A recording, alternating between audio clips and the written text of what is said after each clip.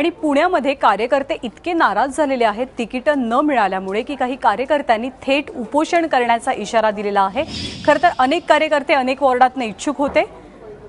ज्योत्स्ना जगन्नाथ कुलकर्णी या प्रभाग क्रमांक 16 मधनं इच्छुक होत्या भाजपच्या तिकिटावर, तर डॉक्टर अपर्णा गोसावी प्रभाग क्रमांक 14 मधनं इच्छुक होत्या। मात्र पक्षानं त्यांना उमेदवारी नाकारली, त्यामुळे त्या संतप्त झाल्या आणि पुण्यातील भाजप कार्यालयासमोर आपल्या कार्यकर्त्यांसह उपोषण करायला सुरुवात केली आहे। अपर्णा गोसावी या भाजपच्या महिला आघाडीच्या उपाध्यक्ष आहेत, तर ज्योत्स्ना कुलकर्णी यांचं कुटुंब राष्ट्रीय स्वयंसेवक संघाशी निगडित आहे। मात्र भाजपनं निष्ठावंतांना डावलल्याची टीका त्यांनी यावेळी केली।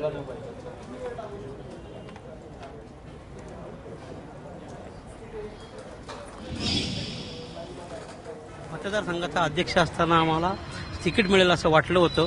तसा शब्द माननीय प्रकाशराव जावडेकर, अनिलराव शिरोळे, दिलीपराव कांबळे, विजयराव काळे, गणेश बिडकर यांनी मला काल फोन करून या सगळ्या नेत्यांची तुम्ही नावं घेतली भाजपच्या पुण्यातल्या, गिरीश बापटांचं नाव नाही घेतलं। जे माझ्याशी बोलले मी त्यांचीच नावं घेतलेली आहे। यांचा माझा फोन झाला, यांनी माझं अभिनंदन केले, तुला उमेदवारी दिलेली, तू कामाला लाग। आजच्या वर्तमानपत्रामध्ये सुद्धा सर्व ह्याच्यामध्ये माझ्या बायकोला उमेदवारी देण्यात आली असं आलेलं आहे। रात्री फोन केला, एबी फॉर्म न्यायला ये म्हणून सांगितलं। माझा मोठा भाऊ एबी फॉर्म घ्यायला गेला, त्याला रात्री 9ला बोलवलं। 9ला गेल्यावर सांगितलं की सकाळी 8 वाजता या। 8 वाजता गेल्यावर म्हणे 10 वाजेपर्यंत थांबा, आणि 10 वाजल्यानंतर थांबा म्हणे, तास दीड तास 1 तासामध्ये मुरलीधर मोहोळ इथे येतील, त्यांच्याशी चर्चा करू आणि त्यांच्या करून मग तुमचं तिकीट ठरवलं जाईल। आणि 12:15 मला सांगण्यात आलं की तुम्हाला तिकीट देणार नाही। भाजपच्या शहर महिला उपाध्यक्ष मी आहे ॲट प्रेझेंट।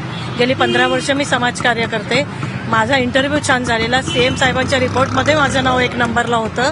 आणि काल रात्री 12 ते 2 वाजेपर्यंत मला सांगण्यात आलं होतं की तुमची उमेदवारी आहे, आणि आता सकाळी भलत्याच व्यक्तीला उमेदवारी देण्यात आलेली आहे प्रभाग क्रमांक 14 क मधून।